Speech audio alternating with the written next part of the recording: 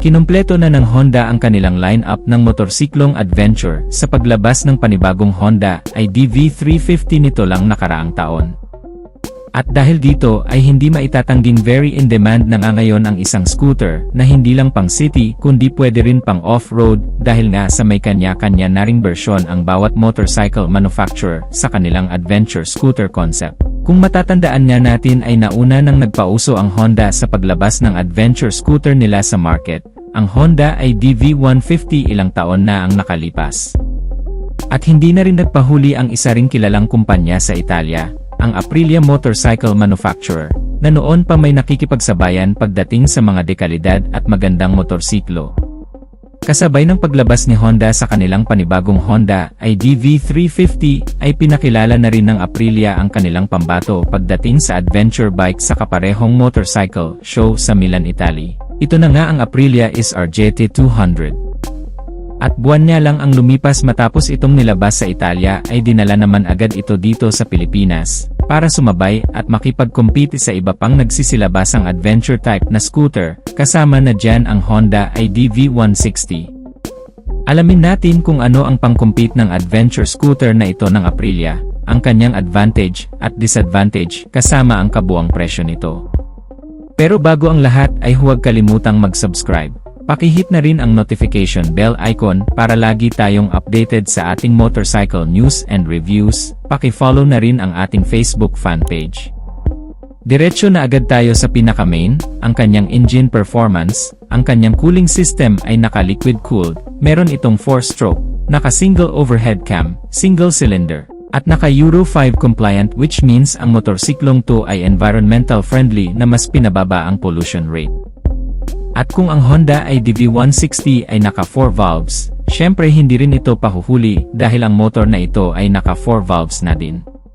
Kaya nitong lumikha ng 13 kW at 8,500 RPM, at ang kanyang maximum torque ay 16.5 Nm at 7,000 RPM. At the same lang sa ibang scooter naka-continuously variable transmission ang transmission type ng motorsiklong to na may electric start na engine starting system.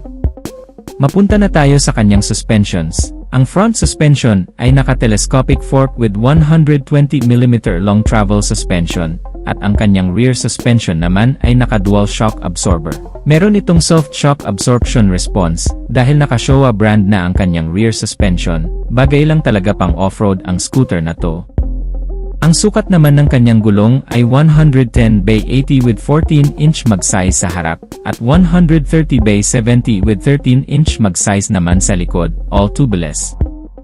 Sa braking system ay naka-hydraulic disc brake sa harap at likod, at good news na din, dahil naka-anti-lock braking system ang harap, dagdag safety ito para sa ating mga riders.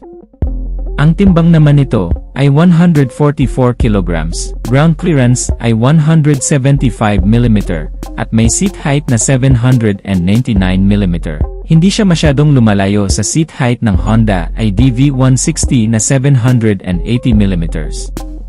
So ibig sabihin ay abot pa rin natin mga Pinoy ang scooter na to. Very wide na din ang kanyang underseat compartment na may 25 liters of capacity na kasya ang isang full face helmet, at may sobra pa na pwedeng paglagyan ng jacket, gloves at iba pang driving protective suit.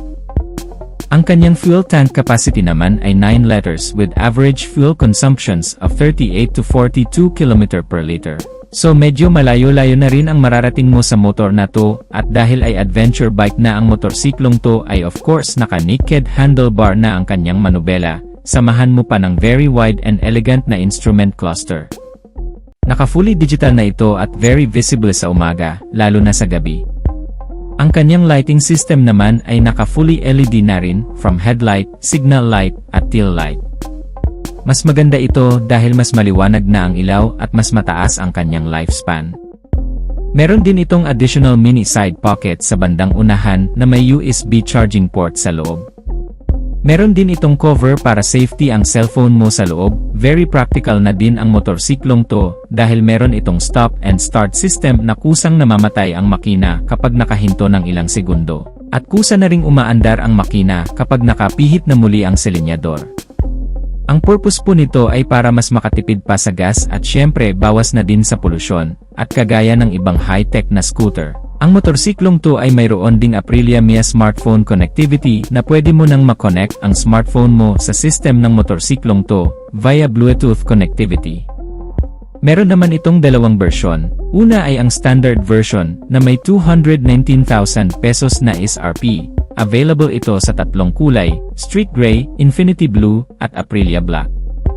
Pangalawa ay ang Sports Edition na may 227,000 pesos na SRP. Available din ito sa tatlong kulay, Street Gold, Red Race Gray at Iridium Gray.